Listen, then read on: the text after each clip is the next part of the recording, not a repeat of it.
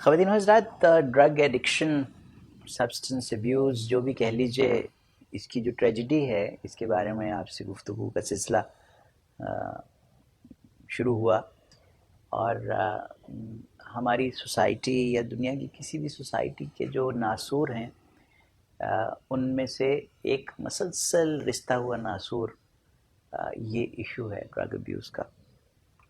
اس کے پیچھے کس قسم کے مسکنسیپشنز پائے جاتے ہیں اور حقیقتیں کیا ہیں، اس کے بارے میں تھوڑی سی گفتگو ہم نے کی.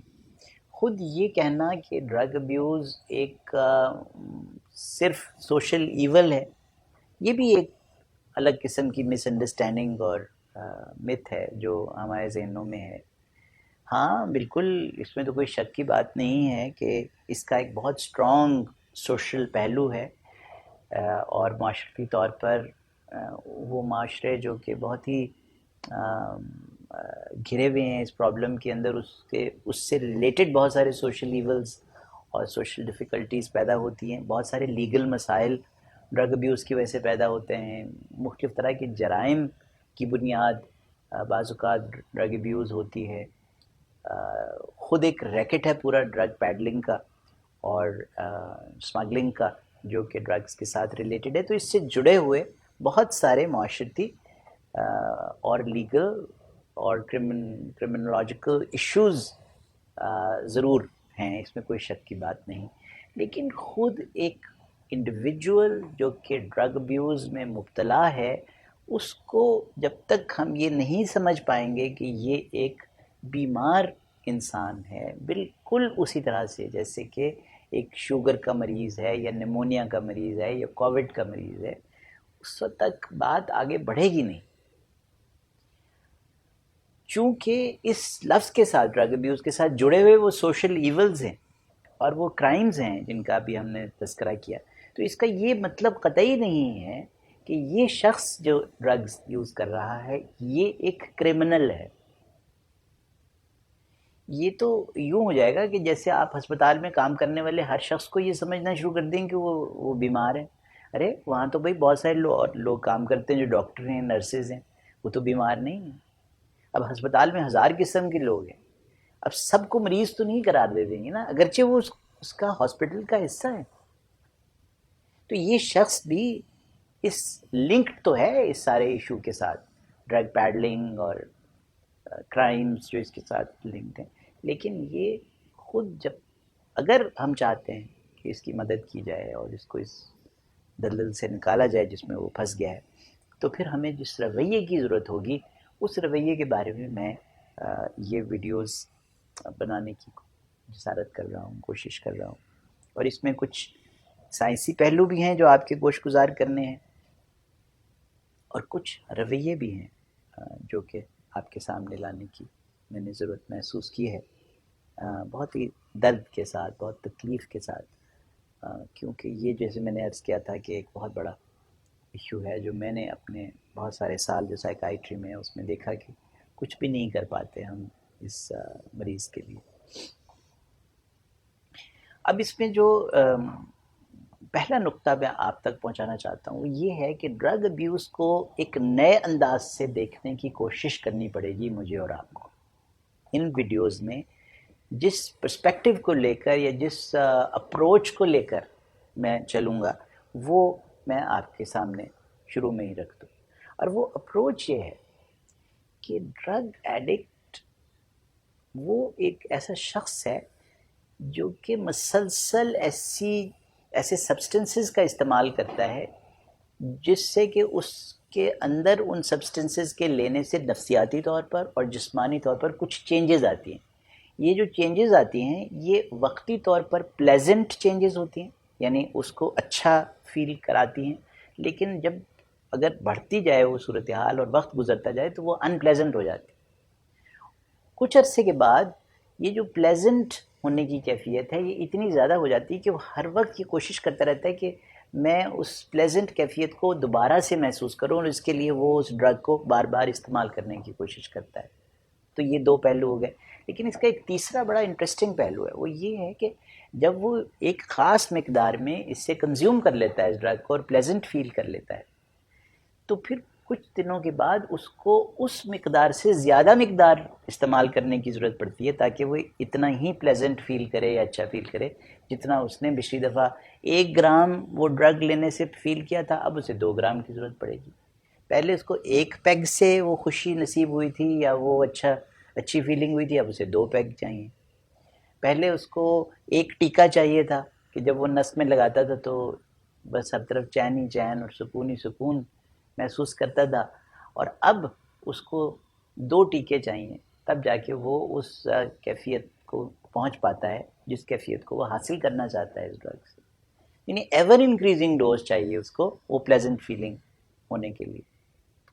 اب دیکھیے یار، بات یہاں رک جاتی تو تب بھی تھا، بات اس سے آگے بڑھ جاتی، اور وہ یہ کہ کچھ ہی عرصے کے بعد اس شخص کے اندر پلیزنٹ فیلنگ تو اپنی طرف ایک الگ مسئلہ ہے،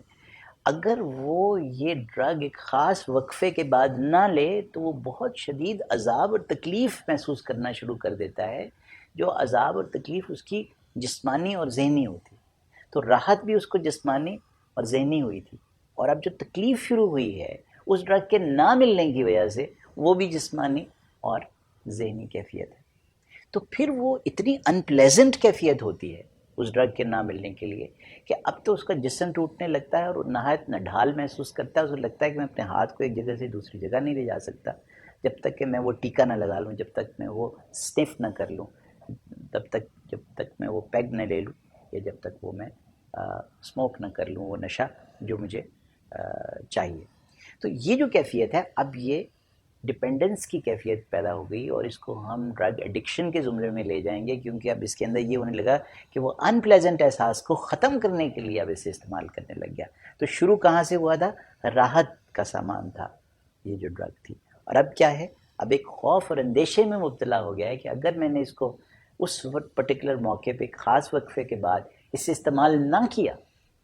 تو پھر میں بہت زیادہ عذاب اور تکلیف میں مبتلا ہو جاؤں گا۔ اب یہ جو کیفیت ہے اس کو ہم ڈرگ ایڈکشن کے زمرے میں لاتے ہیں۔ طرح طرح کی ڈرگز ہیں جن کی ایڈکشن ہوتی ہے، وہ میرے خیال میں آپ کو میں کیا اس کے بارے میں ایجوکیٹ کروں گا۔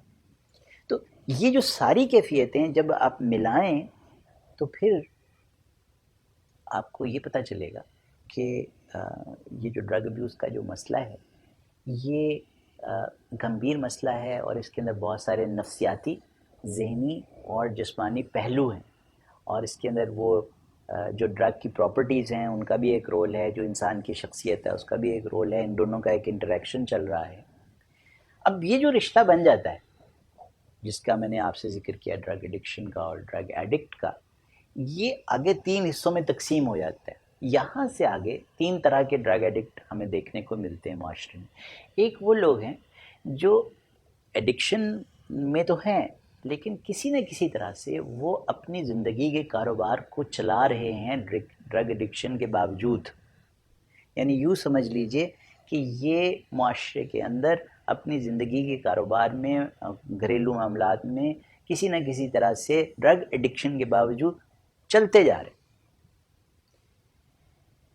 دوسری ایک کیفیت ہے جس میں کہ یہ لوگ جو ڈرگ ایڈکشن کر رہے ہیں یہ کسی وقت ایسی کیفیت میں ہوتے ہیں کہ وہ کچھ دیر کے لیے اپنا کام کر سکیں، اپنے گھریلو جو ان کے رولز ہیں ان کو نبھا سکیں، لیکن زیادہ وقت ان کا اس ڈرگ کے ایفیکٹس کی وجہ سے انویلڈ ہو کر گزرتا ہے، یعنی کہ ہفتے کے بیشتر دن اور مہینے کے بیشتر روز ان کے ایسے گزرتے ہیں جس میں کوئی کام نہیں کر پاتے کچھ بھی اپنی ایڈکشن کی وجہ سے۔ وہ اگر شوہر ہیں تو وہ افیکٹولی اپنا گھر نہیں چلا سکتے، اپنے بیوی بچوں کا خیال نہیں رکھ سکتے، اگر وہ کوئی خاتون ہیں تو ان کی جو ڈیوٹیز ہیں وہ نہیں کر پائیں گی، اگر وہ ایک پروفیشنل ہیں، کوئی ڈاکٹر ہیں، کوئی نرس ہیں، کوئی بینکر ہیں، کوئی کاروبار کرتے ہیں تو پھر وہ اپنی دکان پر نہیں جا سکیں گے، کوئی کاروبار نہیں کر سکیں گے۔ بیشتر دن ان کا اس چکر میں گزرے گا کہ میری بوتل کہاں ہے، میرا ٹیکہ کہاں ہے، میری وہ چرس کی سگریٹ کہاں ہے، مجھے وہ جو سفید پاؤڈر ہے وہ کہاں سے لینا ہے۔ تو ان کی زندگی کا مقصد بجائے کام کاج کرنے کے اور اپنے سوشل رولز نبھانے کے ایک آہستہ آہستہ موو کرتا چلا جاتا ہے ٹورڈ دس ٹینڈنسی کہ وہ ہفتے اور مہینے کے زیادہ دن اس چکر میں گزارتے۔ لیکن ایک تیسری اور سب سے شدید فارم ہے ڈرگ ایڈکشن کی، اور وہ ہے جو کہ آپ اور میں ڈراموں میں دیکھتے ہیں، فلموں میں دیکھتے ہیں، جس کیفیت میں آپ، جیسے میں نے ذکر کیا تھا، جس کیفیت میں آپ نے دیوداس کو دیکھا تھا، یعنی ان کی زندگی بنیادی طور پر ایک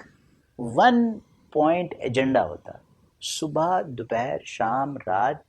24 گھنٹے، 7 days a week، 30 days a month، 365 days a year، ایک ان کی زندگی کا ایجنڈا ہے اور وہ ہے نشہ۔ یعنی ان کی زندگی کے تمام مراحل اس نشے کے ارد گرد گھومتے ہیں،